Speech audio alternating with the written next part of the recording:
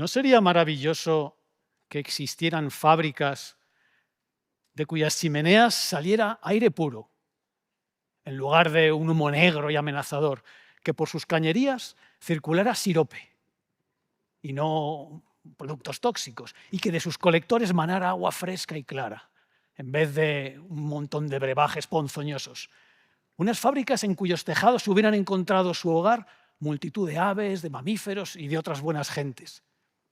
Y ya puestos a imaginar, ¿no sería genial que las paredes de la fábrica crecieran ellas solas a medida que fuera necesario aumentar la producción? O mejor aún, que las propias paredes fueran la producción de la fábrica. Y que cuando éstas fueran ya demasiado viejas para seguir funcionando, pudiéramos desmontarlas pieza a pieza y volverlas a ensamblar para obtener una factoría nueva y reluciente. Esto parece magia potagia, ¿verdad? Pues por extraordinario que os pueda parecer, estas factorías existen y desde hace cientos de millones de años. Son los bosques. Si yo os pido que penséis en alguno de los regalos que nos pueden ofrecer los bosques, probablemente muchos de vosotros penséis en la madera. Quizá porque es el más obvio, es algo tangible que crece solo en los bosques, pero no por esa obviedad la madera merece menos reconocimiento. Yo cuando veo a mi gata Shizuka no puedo evitar pensar en la madera, porque tiene tantas vidas o más que ella. Visualizad un gran roble en la Edad Media. Lo cortan y un habilidoso carpintero lo escuadra hasta obtener una perfecta viga que pasa a formar parte de la cubierta de una catedral gótica. Allí cumplirá su función durante cientos de años, hasta que quizá un terremoto, un incendio, destruye la catedral y con ella a la viga. Pero otro carpintero, igual hasta descendiente de aquel, recoge los restos de la viga y extrae de ellos varios tablones. Y con ellos construye un precioso mueble que adornará un palacio durante otros cientos de años. Después, seguramente una guerra, esa sin las que algunos humanos parecen no saber vivir, ¿verdad? Destruyó el palacio y con él al mueble. Pero uno de los soldados que estaba luchando en esa guerra encontró los restos y pensó que le podían servir. Total, que se los llevó a su pueblo para construir un pequeño taburete para sus hijos, a los que quizá llevaba meses o años sin poder ver. Así pues, el taburete fue testigo durante generaciones de juegos infantiles y de charlas junto a la lumbre. Luego, en el siglo XX, los descendientes de aquel soldado tuvieron que emigrar a la ciudad, como pasó en tantas regiones de Europa. Esto nos suena un poco por aquí, ¿verdad? Y el taburete quedó abandonado en un rincón, pero en el siglo XXI, una joven pareja compró la casa para restaurarla y entre los muchos archiperres que había en esa casa estaba el viejo taburete, ya completamente inservible, carcomido, pero aún así lo echaron a la lumbre, que ardió y les calentó e iluminó la cara. Y los trozos más mohosos, que ya ni siquiera ardían, junto con las cenizas de la lumbre, los echaron al huerto y al verano siguiente se convirtieron en tomates. Ahora que hablamos de tantas R's, de reciclable, renovable, reutilizable, de bioeconomía, ¿podemos imaginar una vida con más R's a sus espaldas, un ciclo de vida más virtuoso que el de la madera de aquel viejo roble medieval? La madera es una materia prodigiosa. Yo cuando veo esta imagen no puedo evitar pensar en los bosques, porque si os pregunto, ¿de dónde viene el agua que sale por nuestros grifos? Seguro que me diréis al unísono, pues vaya pregunta que hace este de las barbas, del embalse de la Cuerda del Pozo, ¿no? Sí, ahí es donde se acumula, donde se guarda, pero ¿de dónde viene? ¿Dónde se fabrica el agua? Pues sí, en las decenas y decenas de miles de hectáreas de bosque de la tierra de pinares de Soria Burgos. Si no fuera por los millones y millones de pinos, de robles, de hayas, la lluvia arrasaría irremediablemente cada partícula de suelo y las iría juntando todas en forma de lodo en un reguero, en un barranco y al final en una gran avenida que lo arrasaría todo. Desgraciadamente tenemos una tragedia muy reciente en nuestra memoria, ¿verdad? Sin el manto protector de la vegetación, el agua que saldría por nuestros grifos sería un fango imbebible. De hecho, podría tener este color el agua, que no por bello deja de ser inquietante. Ese lodo, además, es síntoma de otra catástrofe, la pérdida de suelo fértil.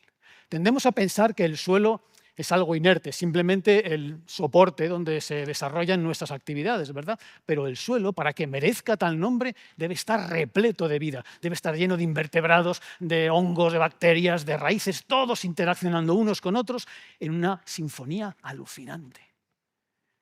Si el suelo pierde esa vida, deja de ser un suelo, es literalmente la piel de la Tierra.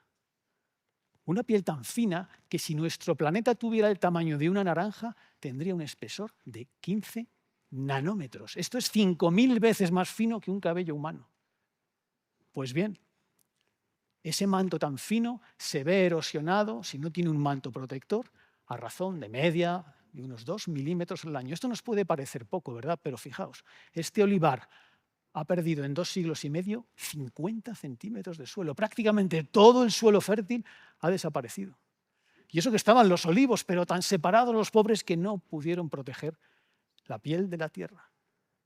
Llegamos aquí al meollo de cómo funcionan las factorías mágicas. Los separados que estén los árboles, esto lo llamamos la espesura en la jerga forestal, ¿no?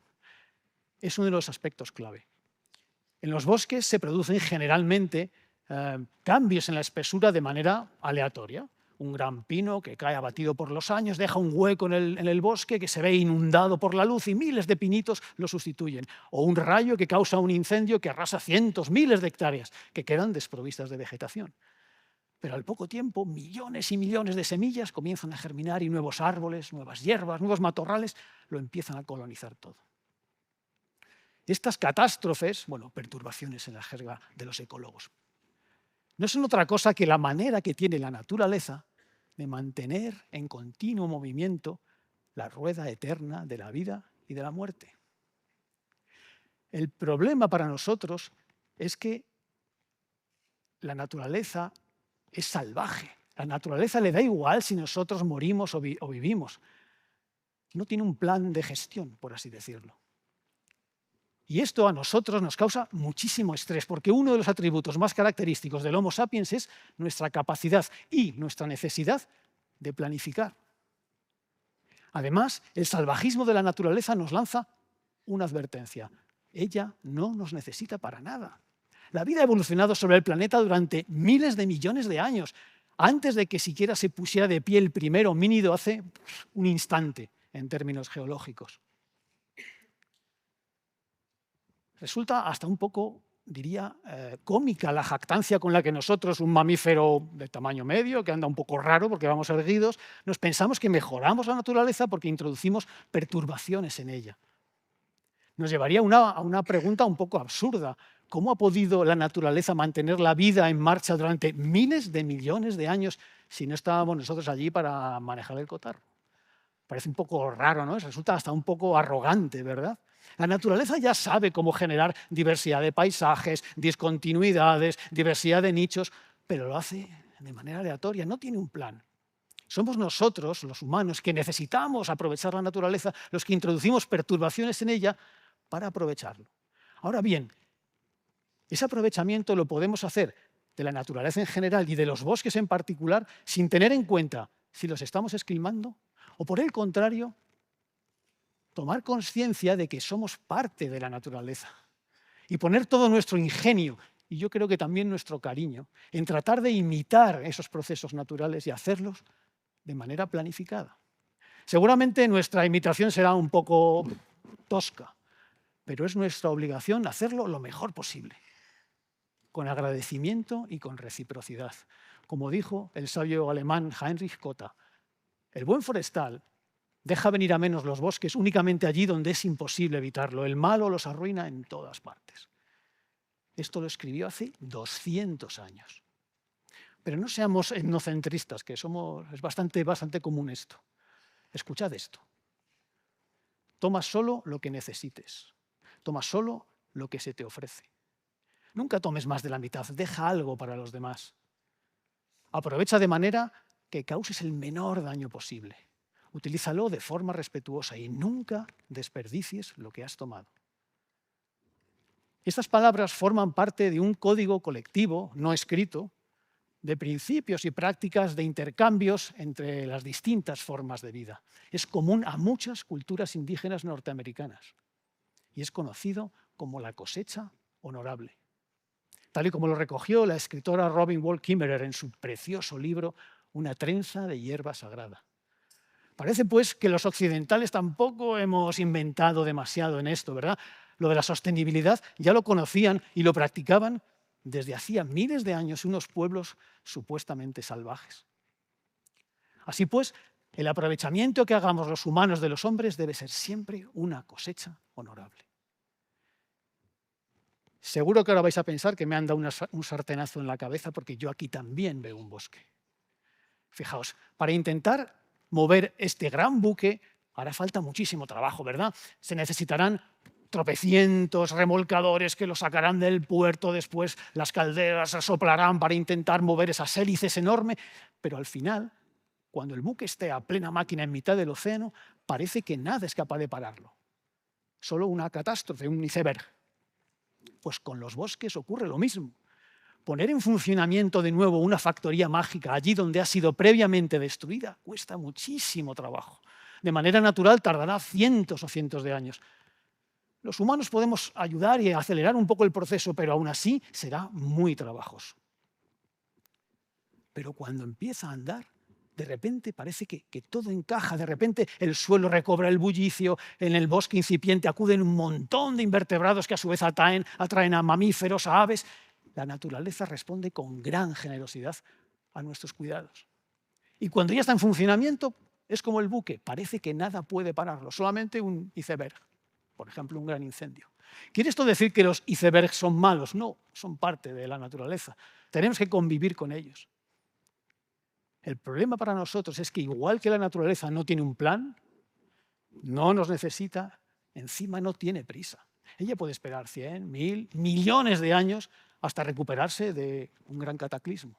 Somos nosotros, los humanos, los que necesitamos los recursos de los bosques para sobrevivir, los que no podemos esperar esos plazos tan largos. Por eso tenemos que cuidar los bosques. Antes de terminar, me gustaría confesaros una cosa, ahora que no nos oye nadie. Todo esto que os he contado no tiene nada de mágico. No es otra cosa que el fruto del proceso químico más extraordinario que podamos concebir y que además es la base de casi toda la vida sobre el planeta. La fotosíntesis. Todo es fotosíntesis. Lamento quitarle magia al asunto, pero a menudo pienso que la realidad es mucho más fascinante que la ficción. No os he contado nada que no supierais. Simplemente quizá lo he mirado desde otro punto de vista. Os pido disculpas a técnicos, a científicos por lo ramplón de mis explicaciones.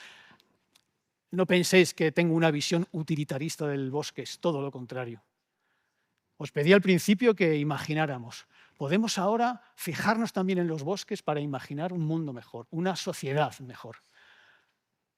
Podemos no solo tomar de ellos sus regalos, con agradecimiento y reciprocidad, sino también tratar de imitar su lentitud, su generosidad y su magia.